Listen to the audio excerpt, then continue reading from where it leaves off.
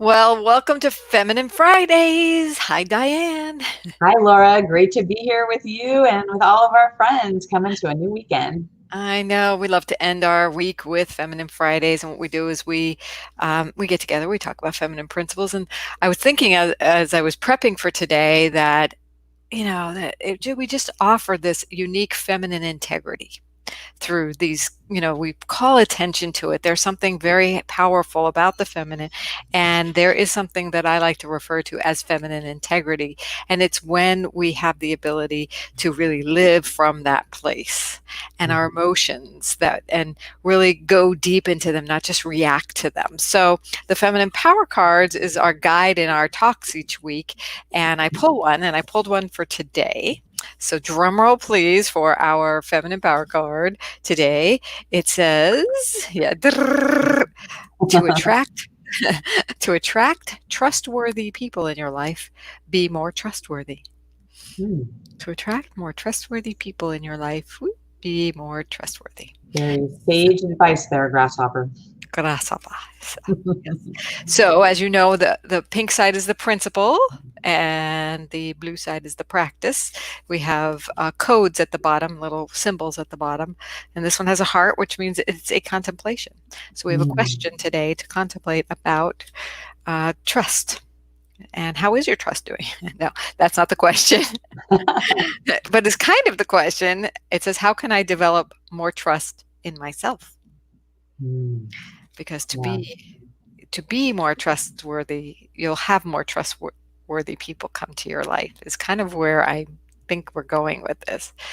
Be more trustworthy, attract more trustworthy people in your life. Mhm. So again, it's all about that integrity. How trustworthy are you when you're talking to people? How Right. much can people really trust you? Right.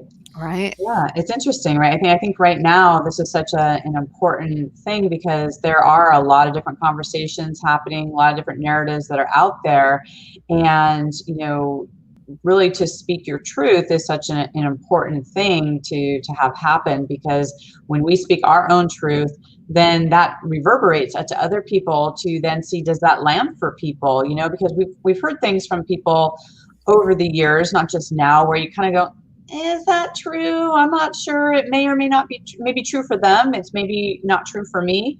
But for us to get really clear on our own truth then allows us to then attract people to show up in a truthful way to us. And what I love about this is actually, applicable to any type of character that is out there. I mean, I talk a lot about people who want to have more confidence, and you have to be confident and then to experience more confidence. And so it's one of those things that we have to put on those type of characteristics and ways of being first, so that we can then experience it in other people. So let's make two distinctions here. One is for what is your truth, and then how are you trustworthy? Knowing your truth is great. That's awareness. But respecting other people's truths and knowing your own truth creates a sense of trust. Yes. Right? So knowing what that you're in your own centered place, and that you don't need to try to convince somebody, you don't need to try to take on their truth, Right. and they can trust that you are not just there pandering to them. If you're in your truth and you're just honoring another's truth, and they may match and they may not, but the trustworthiness comes in when you're not don't have another agenda around it, around your truth, right? Right. So there's a I like huge the distinction. yeah, I really think that bringing that up was is really key, because we there isn't the truth, there's our truths, right? And then there's facts, and then there's lies, and there's gray area type things, there's all that kind of stuff going on. But what is true for you and what is true for somebody else can be respected and talked to, so somebody knows you're a safe place. And if somebody's truth is threatening to you, then you know that they're not the trust, that the trust isn't there on their end. But it will just, you'll know whether you need to be a part of that conversation or relationship or not, based upon, because you're centered in your own, integrity, really, and what's Right. so for you, and honoring for you. And if someone's not honoring that, and or you don't have an agenda to convince or to pander to, then you're good. You're clear. Clear. We want people to be clear in their feminine energy. That is true feminine integrity. Right, right. And I think that there is a kind of a scale to that where we start asking better questions, right? And we start seeing like, okay, if this is someone I've come to before and it's resonated with me, there is a sense of truth that is there for them, so that when they share other things, they then become a trusted source because there's been a pattern of truths that resonate. And I love where it's like, it's a truth versus the truth, because based on where we're coming from and our own experiences, that all comes into play. And this is where we have to be more like proactive, right? Where it's a co-creative process of truth and what is true for us, and then how does that work in communication. Yes. So being more trustworthy is a place to kind of go in and contemplate, where can I develop more trust in myself? So the other question is, where don't I trust myself? Mm. Right? Do I trust myself to be able to gauge another person? It's truth. Do I trust myself not to pander to, because I really want the approval of somebody? Do I trust myself? Do I trust that my truth is really a strength of mine? My integrity is my strength. So what do I need? How can I develop that trust? And if anyone has any ideas, please sprinkle them here, because we definitely want to collaborate on this idea of developing trust in oneself to attract more trustworthy parts of your life, people who will be participating in your life, and also to discern against those who are not. It doesn't, and I said, you may want to remove other people from your life, but it doesn't actually mean it. It just knows, you just get a sense of clarity of like, okay, I'm, there are certain things that I resonate with, and there are certain things that I don't, and you're clear. The having more trust in yourself, doing, like you said, any additional, even if it's right-brained activities, to research, to really be with the bigger picture of things, then it helps you know yourself better. Right, right. I know a lot of people are in fear right now, fear of the virus and fear of their finances. And it's really hard to get centered in self. So I think this is a call to have do your best with that. Mm-hmm. Right. Well, it's interesting because, trust is a form of where you have your conviction and where you can feel assured.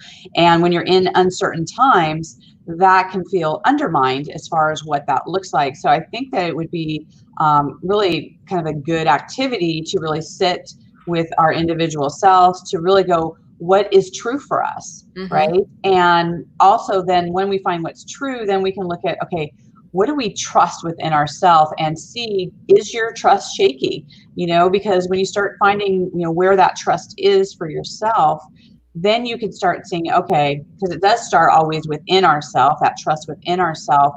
And then we can start looking at like, okay, because our world is a reflection of us, where are we feeling untrustworthy in the world, and what are our experiences and what that looks like.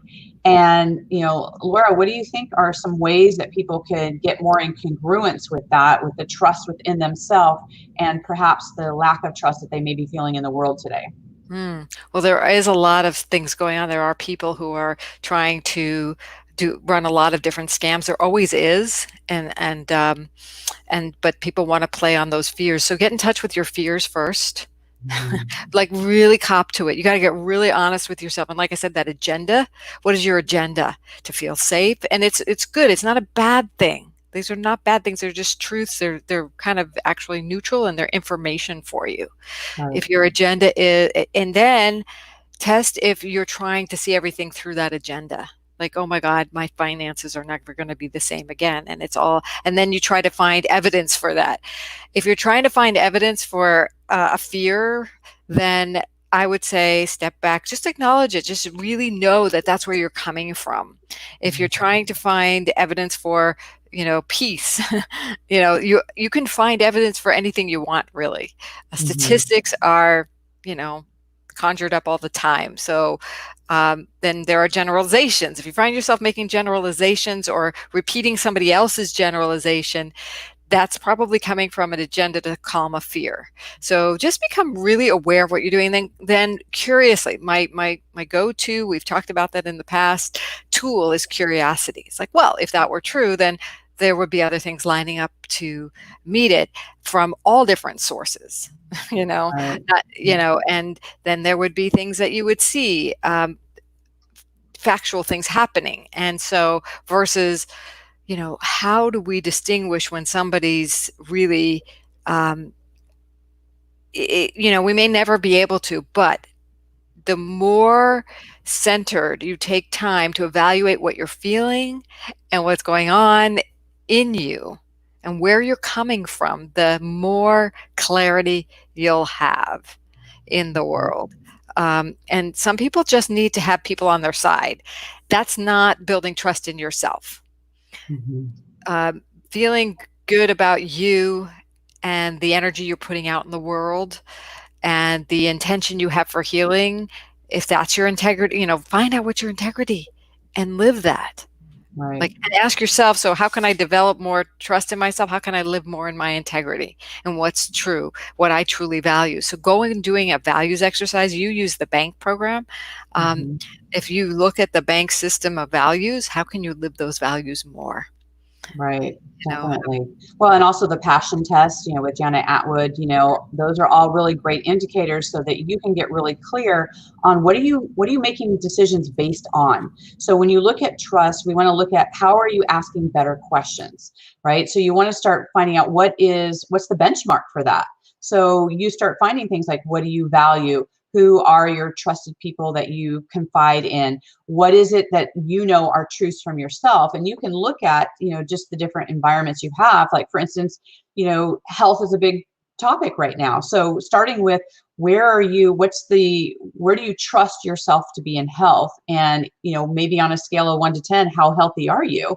And to be able to start asking yourself, okay, if I'm not in the top peak health, what are some of the things I can do to boost up my immunity, to feel more healthy? What are those things and that has worked for you in the past? You can trust things that have worked for you in the past. And if you feel a little bit out of sorts with that, you can do some research. You can reach out to trusted resources. You can look at that, but then you always are trusting yourself with what is that bottom line for you. You can do all kinds of resources and research out there, but ultimately you have to check in with that truth and that trust within yourself for what works for you and your body. And whether it's your spirituality, your relationships, your finances, you can utilize that same thing throughout and asking yourself those questions and then always coming back to see, is that true for you? And is that something that you can trust?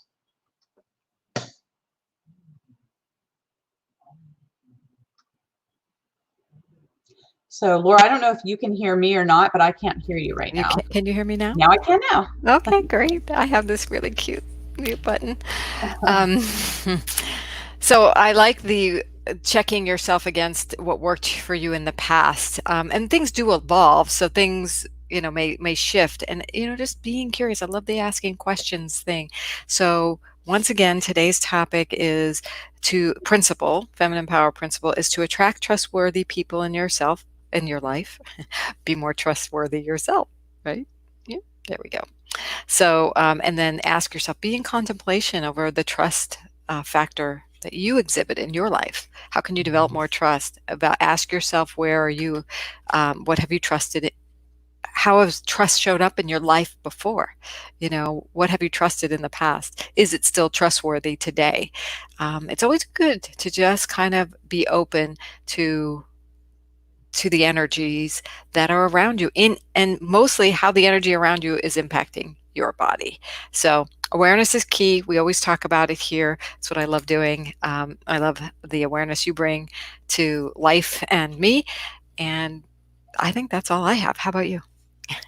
Thanks, Laura. I mean, this is one of the things I love about this is that we're actually giving people a foundation to test their own truth, right? To ask themselves and to see where that trust lies. So, this is a co-creative process for those who are either watching live or are on the replay to start asking yourself those kind of questions. And if you do feel kind of shaky with that, put in the comments, tag Laura and I, and how can we support you in that? Because one of the things I think we're really starting to see in this new shift of normal is, you have to trust in yourself as you're moving through lots of different new ways of being, lots of new information. You really want to be able to fortify that you can trust and believe in yourself to make decisions as we're moving forward. So I love that we've got this format for people to really explore their own truth.